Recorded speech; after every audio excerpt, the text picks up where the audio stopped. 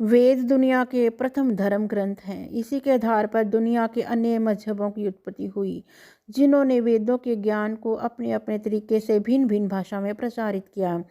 वेद ईश्वर द्वारा ऋषियों को सुनाए गए ज्ञान पर आधारित हैं, इसलिए इसे श्रुति कहा गया है।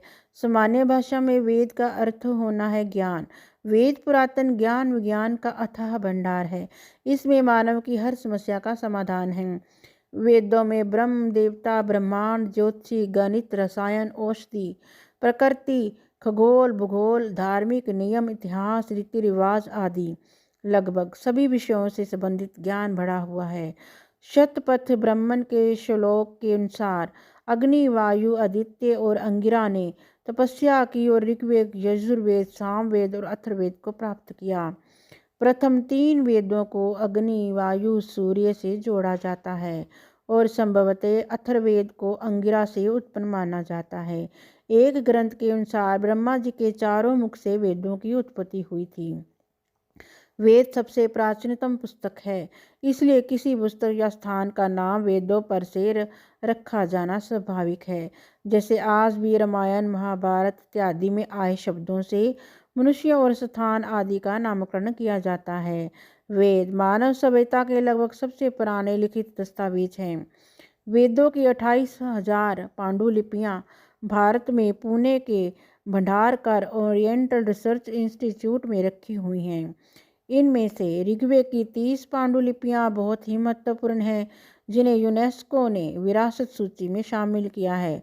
यूनेस्को ने ऋग्वेद की 1800 से 1500 ईस्वी पूर्व की 30 पांडुलिपियों को सांस्कृतिक धरोहर की सूची में शामिल किया है। उल्लेखनीय है कि यूनेस्को की 158 सूची में भारत की महत्वपूर्ण पांडुलिपियों की सूची 38 है। ऋग्वेद, आयुर्वेद, यजुर्वेद का धनुर्वेद, सामवेद का गंधर्व वेद और अथर्ववेद का स्थापत्यवेद, ये क्रमशः चारों वेदों के उपवेद बतलाए गए हैं। ऋग्वेद वेद के विभाग 4 हैं: ऋग्वेद, यजुर्वेद, सामवेद और अथर्ववेद। ऋग स्थिति, यजुस रूपांतरण, साम गतिशील और अथर्व जड़। ऋग को धर्म, यजु को मोक्ष, साम को काम, अथर्व को अर्थ भी कहा जाता है। इन्हीं के आधार पर धर्मशास्त्र, अर्थशास्त्र, कामशास्त्र और मोक्ष शास्त्र की रचना की गई है। चलिए सबसे पहले ऋग्वेद के बारे में जानते हैं। ऋग अर्थात स्थिति और ज्ञान। ऋग्वेद सबसे पहला वेद है जो पद्यात्मक है। इसके 10 मंडल में 1028 सूक्त हैं, जिसमें 11,000 मंत्र हैं। इस वेद की 5 शाखाएं हैं: शाकल्प, वास्कल, आश्वलायन, सांख्यन, मंडूकायन। इसमें भौगोलिक स्थिति और देवताओं की आवाहन के मंत्रों के साथ बहुत कुछ है। ऋग्वेद की ऋचाओं में देवताओं की प्रार्थना, स्तुतियाँ, देवलोक में उनकी स्थिति का वर्णन है।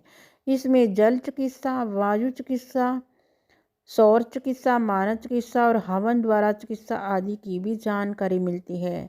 ऋग्वेद के 10वें मंडल में औषधि सूक्त यानी दवाओं का जिक्र मिलता है।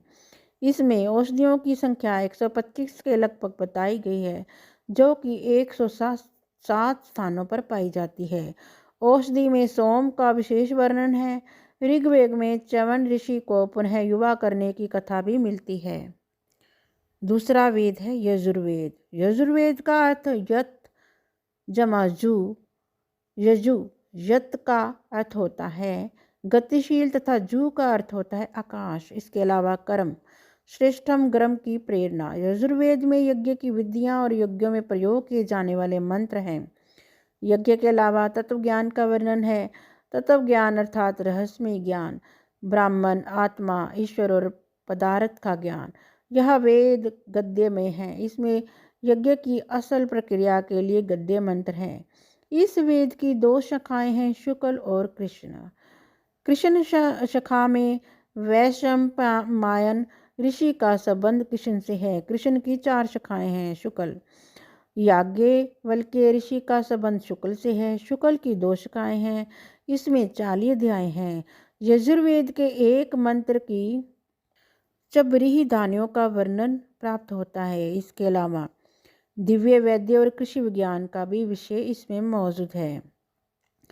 सामवेद, साम का अर्थ है रूपांतरण और संगीत, सौम्यता और उपासना। इस वेद में ऋग्वेद की ऋचाओं का संगीत में रूप है। सामवेद गीतात्मक यानी गीत के रूप में है। इस वेद के संगीत शास्त्र का मूल माना जाता है। 1824 मंत्रों के इस वेद में 75 मंत्रों को छोड़कर शेष सब मंत्र ऋग्वेद से ही लिए गए हैं। इसमें सविता, अग्नि, इंद्र देवताओं के बारे में जिक्र मिलता है। इसमें मुख्य रूप से 3 शाखाएं और 75 ऋचाएं हैं। अथर्ववेद, थर्व का अर्थ है कंपन और अथर्व का अर्थ अकंपन। ज्ञान से श्रेष्ठ कर्म करते हुए जो परमात्मा की उपासना में लीन रहता है वही अकंप बुद्धि को प्राप्त होकर मोक्ष धारण करता है। इस वेद में रहस्यमय विद्याओं, जड़ी बूटियों, चमत्कार और आयुर्वेद आदि का जिक्र है। इसके 20 अध्यायों में 5687 मंत्र हैं।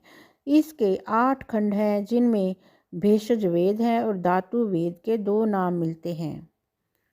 वेदों के 4 भाग होते हैं। मंत्र संहिता वे विभिन्न देवताओं के लिए भजन, कविताएं और प्रार्थनाएं हैं। दूसरा भाग है ब्राह्मण, वे बताते हैं कि देवताओं को बलिदान और प्रसाद कैसे देना है। तीसरा है अरण्यक, वे कर्म कांडों की दार्शनिक व्याख्या करते हैं। चौथा है उपनिषद, उन्हें सबसे महत्वपूर्ण माना जाता है क्योंकि उनमें सभी वेदों को संपूर्ण ज्ञान का सार समाहित है। सबसे महत्वपूर्ण उपनिषद है ईशोपनिषद, केनोपनिषद, कठोपनिषद उपनिषद है। उपवेद 4 हैं, आयुर्वेद, धनुर्वेद, गंधर्ववेद, अर्थशास्त्र। आयुर्वेद रोगों के लिए हर्बल उपचार से संबंधित है। धनुर्वेद में शत्रु से बचाव और युद्ध करने का तरीका बताया गया है। गंधर्ववेद संगीत से संबंधित है।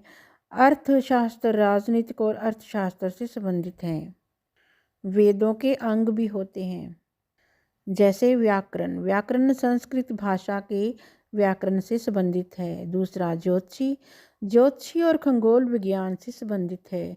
तीसरा निरुक्त, निरुक्त वैदिक मंत्रों में निहित शब्दों की उत्पत्ति से संबंधित है। चौथा शिक्षा, शिक्षा ध्वन्यात्मकता और वैदिक मंत्रों के उच्चारण से संबंधित है। पांचवा छंद, वैदिक मंत्रों के छंद से संबंधित है। छठवां कल्प, कल्पसूत्र बलिदान की विधियों और पालन की जाने वाली आचार संहिता से संबंधित है। वीडियो पसंद हो तो लाइक, सब्सक्राइब एंड शेयर जरूर करें।